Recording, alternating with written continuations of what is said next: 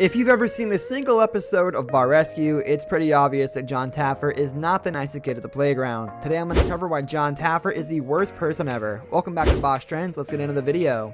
Early years. On Bar Rescue, one thing Taffer is always on the lookout for is his staff members who are skimming either out of registers by overpouring or by offering free drinks. He has worked in the bar and club business since his early adulthood years and has a good understanding of plans that aim to deceive the bar owners. Although we might think of him calling such people out as an appealing move, the method he used to do it was rather unpleasant. In his early years at a bar, Taffer was hinted at a scheme that planned to steal $1,000 from the treasury.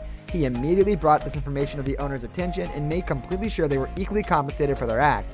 He spiced up the news even further, which led to a shameful exit of the employees. He might be a good way to help businesses revitalize now. His roots seem to be corrupted by bad behaviors. No wonder he yelled and screamed so much in the show. My wife probably got sick because of you. You want to lose their money, that's one thing. You get people sick, that is short-tempered. Bar Rescue has successfully aired over 100 episodes on television, and the amount of outrage and fury all those episodes consisted of cannot be refrained from mentioning. Bar owners who have worked with him have a substantial percentage of bad reviews for him despite his help with lifting businesses up. To top this off, they have called him out through various social media platforms and even proceeded to make a Facebook group titled Bartenders Against Jon Taffer, and it gained over 3,000 members overnight. Bartenders piled on Taffer for his idiocy. The show is although super popular among the US, viewers cannot help pointing out Taffer's wrongdoings. He has admitted his short-tempered attitude several times on TV and interviews, saying this is how he keeps bar owners on track and saves his money from going into the trash. Inaccurate information about drinks. Although Taffer might be the ultimate bar science professor, his information lacked knowledge about basic drinks at a bar. In an interview given to Vice, Taffer answered a few questions on tips and bar etiquettes, but the information was rife with incorrectness and imprecision, along with questionable advice. Bartenders in the Facebook group against him that we mentioned before couldn't help commenting on Taffer's interview, where he claimed that tequila, mezcal, and mescaline are all related to having hallucinogenic properties. Much to Taffer's surprise, regular bartenders know their drinks very well, and his knowledge was far from the truth. He also revealed a rather dubious recipe for an old-fashioned. Not sure anyone would like such a drink. Experts from around the world couldn't help but also say a few remarks on Taffer's ideas regarding drink making. Their comments were no doubt rather positive, and they didn't shy from using curse words to describe him.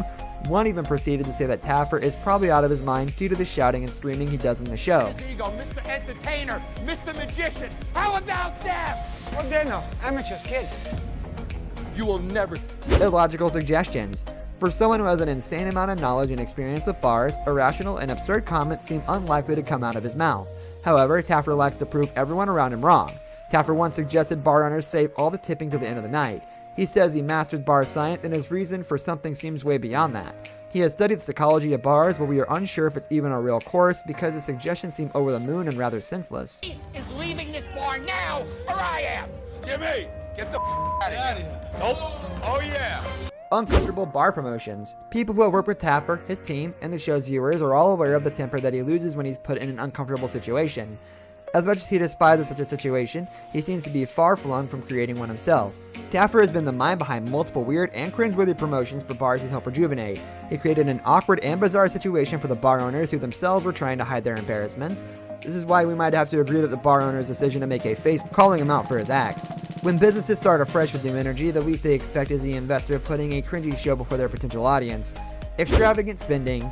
While Jon Taffer has come across a serious loss on the show, they do not keep him away from unwinding unconventionally. After all the yelling, rage, and spitting, Taffer grows into some serious mental issues that require him to take some rest. We can imagine how dealing with problematic businesses and their owners must be like, but Taffer doesn't like to take things slow and totally blows away the money in one go. In an on-set interview with Vice, they came across behind-the-scenes situation of the show. They found out that unlike many others who like to go onto the spa and take a massage for stress relief, Taffer unwinds by spending $200,000 on a black Mercedes. Normal people might keep their luxurious cars under the shade for a few weeks after they bought it, but not Taffer. He immediately took it for a drive around the highway. Taffer's got his own ways. His spending is also proof of the amount of money he makes through the show.